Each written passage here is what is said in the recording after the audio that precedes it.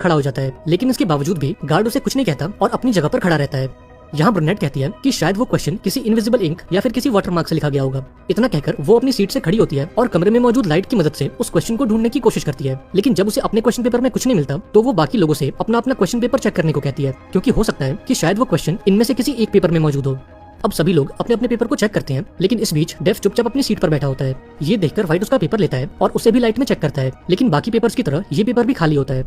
यहाँ ब्लैक कहता है कि शायद उस क्वेश्चन को देखने के लिए हमें यूवी रेस की जरूरत है, क्योंकि इनविजिबल इंक केवल यूवी रेस में दिखाई देते हैं। तभी ब्लॉन्ड को दीवारों के बीच एक ब्लू कलर की लाइट नजर आती है, जो शायद से यूवी लाइट्स थी।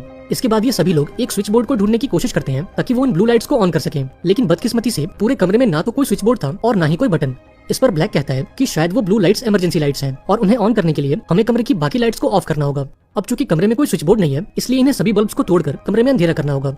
हालांकि ब्राउन को ये प्लान काफी रिस्की लगता है, इसलिए बाकी लोग इस प्लान के लिए वोट करते हैं और इस वोटिंग के हिसाब से इन्हें बल्ब्स को तोड़ने का रिस्क लेना चाहिए।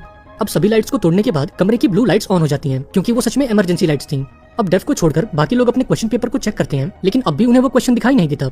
अब इस पर सभी लोग काफी उदास हो जाते हैं, क्योंकि 80 में से 20 मिनट ऑलरेडी गुजर चुके थे और अब इनके पास केवल 1 घंटा बचा था। अब काफी सोच विचार करने के बाद व्हाइट को एहसास होता है कि वो कैंडिडेट नंबर 2 के पेपर के साथ तो कुछ भी कर सकते हैं, क्योंकि वो तो पहले ही इस एग्जाम से डिस्क्वालीफाई हो चुकी है। इसके बाद वो उसके डेस्क पर आता है और पेंसिल से उस पेपर पर शेड करने लगता है, ताकि अगर उस पर कोई क्वेश्चन छुपा हो तो वो उभर कर बाहर आ जाए। लेकिन इतनी मशक्कत के बाद भी इन्हें उस क्वेश्चन का कुछ पता नहीं चलता। इसके बाद व्हाइट पेपर को 4 हिस्सों में बांट देता है, ताकि बाकी लोग उस पर अलग अलग एक्सपेरिमेंट कर सकें।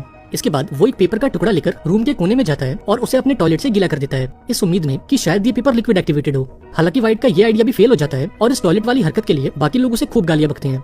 अब अभी ये लोग अपने अगले मूव के बारे में सोच ही रहे होते हैं कि तभी ब्लैक और व्हाइट आपस में लड़ने लगते हैं, पर तभी उनकी नजर डेफ पर जाती है, जो अपनी सीट पर बैठकर रो रहा होता है। इसके बाद वो कुछ बोलने की कोशिश करता है और सभी को बताता है कि ये पेपर्स हमारी इमेज को रिफ्लेक्ट कर रहे हैं, लेकिन डेफ इन बातों को फ्रेंच में कह रहा होता है, इसलिए किसी को कुछ